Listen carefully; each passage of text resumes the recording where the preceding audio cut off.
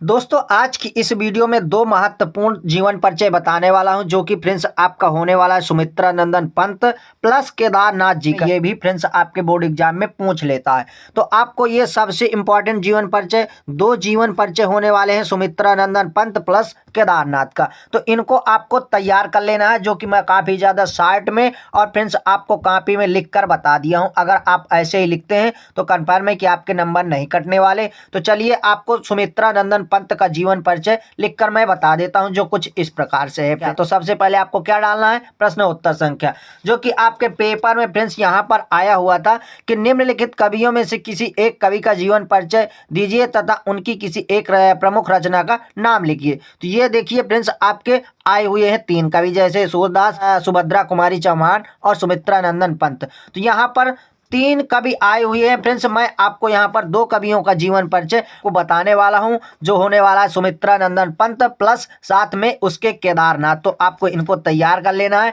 तो कुछ इस प्रकार से फ्रेंड्स आपको लिखना है, प्रश्न उत्तर संख्या डाल देना है, उसके बाद एक बॉक्स बना लेना है और बॉक्स के अंदर लिखना है उनका नाम, जन्म, जन्म स्थान, पिता का नाम, माता पिता, मृत्यु, रचना, ये सब आपको लिख देना बॉक्स के अंदर, ताकि आपको फ्रेंड्स जीवन परिचय लिखने में कोई भी कठिनाई नहीं होगी। तो चलिए शुरू करते हैं। नंदन पंत जी का जीवन परिचय आपको किस प्रकार से लिखना है, तो डाल देना हेडिंग जीवन परिचय और उसके बाद लिखना है सुकुमार भावनाओं के कवि सुमित्रा नंदन पंत का जन्म सन 1900 ईस्वी में हिमाचल के सुरमय देश कुर्मांचल के कौसानी नामक ग्राम में हुआ था। इसके बाद लिखना इनके जन्म के 6 घंटे बाद इनकी माता का निधन हो गया, यानी मतलब जैसे ही इनका जन्म हुआ वैसे ही इनकी माता की मृत्यु हो गई। अतः इनका लालन पालन इनकी दादी के हाथ से हुआ था। 7 वर्ष की आयु में चौथी कक्षा में पढ़ते हुए इन्होंने सर्वप्रथम छंद रचना की। इनके पिता का नाम गंगा दत्त था। उच्च कक्षा पढ़ने के लिए अल्मोड़ा आए, तब अपना नाम बदलकर सुमित्रा नंदन पंत रखा। सन 1919 ईस्वी में इलाहाबाद आए और सेंट्रल कॉलेज में प्रवेश लिया। इनका प्राकृतिक के प्रति बहुत ही लगाव था। इन्होंने कला और बूढ़ा चांद व लोक यतन अब इनका देख लेते हैं फ्रेंड्स, जो नेक्स्ट पेतन चिताम्बरा पर ज्ञानपीठ पुरस्कार प्राप्त हुआ। महान लेखक कवि का देहांत सन 1977 ईस्वी में हो गया। इनकी जो रचनाएं हैं कुछ इस प्रकार से हैं, इनको भी आपको देख लेना है। प्रमुख रचनाएं आपको हेडिंग डाल देना है, रचनाएं लिख देना है, किसी एक रचना का उल्लेख करना है, लेकिन मैं यहाँ पर 5 से 6 रचनाएं आप लोगों को बता दिया हूँ। तो सबसे पहले आपको लिख देना है बीड़ा, दूसरा है पल्लव, तीसरा है गुंजन, युगांत, युगवाणी, कला और स्वर्ग किरण, उत्तरा और चिताम्बरा, ये इनकी क्या है, रचनाएं हैं। फ्रेंड्स ये आपका सुमित्रा नंदन पंत जी का जीवन परिचय कंप्लीट हो गया। इसके बाद आपको लिखना है केदारनाथ जी का जीवन परिचय, जो कुछ इस प्रकार से है। तो केदारनाथ सिंह का जीवन परिचय मैं आपको बता देता हूँ इसी के साथ में।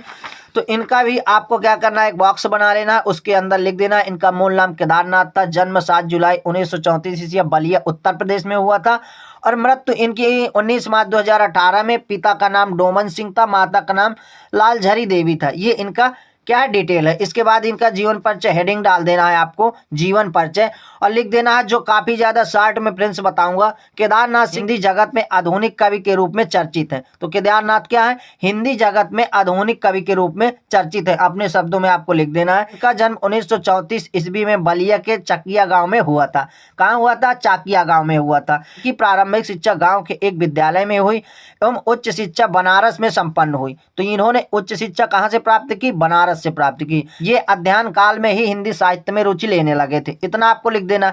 इसके बाद लिखना ये डॉक्टर नामवर सिंह, काशीनाथ सिंह, डॉक्टर त्रिभुवन सिंह, त्रिलोचन, डॉक्टर शिव प्रसाद सिंह, शंभुनाथ सिंह के संपर्क में निरंतर रहते थे, यानी मतलब सकते हैं आपकी ये अपने टीचरों के संपर्क में रहते थे।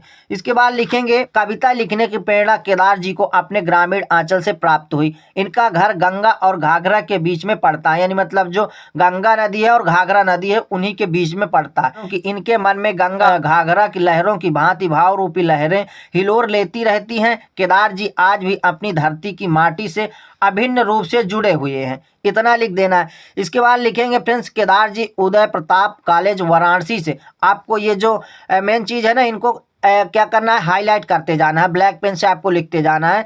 तो केदार जी उदय प्रताप कॉलेज वाराणसी, सेंट्रल एड्यूज कॉलेज गोरखपुर, उदित नारायण कॉलेज पडरौना गोरखपुर, विश्वविद्यालय गोरखपुर में अध्यापक प्रचार और रीडर रहे, यानी मतलब यहाँ उन्होंने अध्यापक और प्रचार पद भी संभाला। ये जवाहर नेहरू विश्वविद्यालय दिल्ली में भी कार्यरत रहे हैं। वहीं सन 19 मार्च 2018 को इनकी मृत्यु हो जाती है। तो कुछ इस प्रकार से ये केदारनाथ जी का जीवन परिचय कंप्लीट होता है फ्रेंड्स।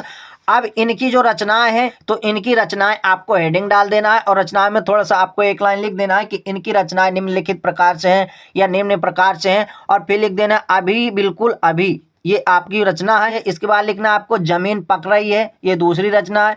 और तीसरी है यहाँ से देखो, यानी मतलब क्या लिखा है, यहाँ से देखो, इनकी एक रचना ये भी है। अकाल में सारस आदि, ये इनकी रचनाएं हैं। 4 से 5 रचनाएं, किसी एक रचना को आपको लिख देना है। तो इस प्रकार से ये आपका केदारनाथ सिंह का जीवन परिचय कंप्लीट हो गया, जो काफ़ी ज़्यादा शॉर्ट में है फ्रेंड्स। इसके बाद ये आपका आता है सुमित्रा नंदन पंत जी का जीवन परिचय भी कंप्लीट मैंने बता दिया है कॉपी में लिखकर। अगर आप ऐसे ही लिखते हैं तो फ्रेंड्स कन्फर्म है कि आपके एक भी नंबर नहीं कटेंगे। अब मिलते हैं फ्रेंड्स नेक्स्ट वीडियो में नेक्स्ट टॉपिक के साथ, तब तक के लिए जय हिंद, वंदे मातरम।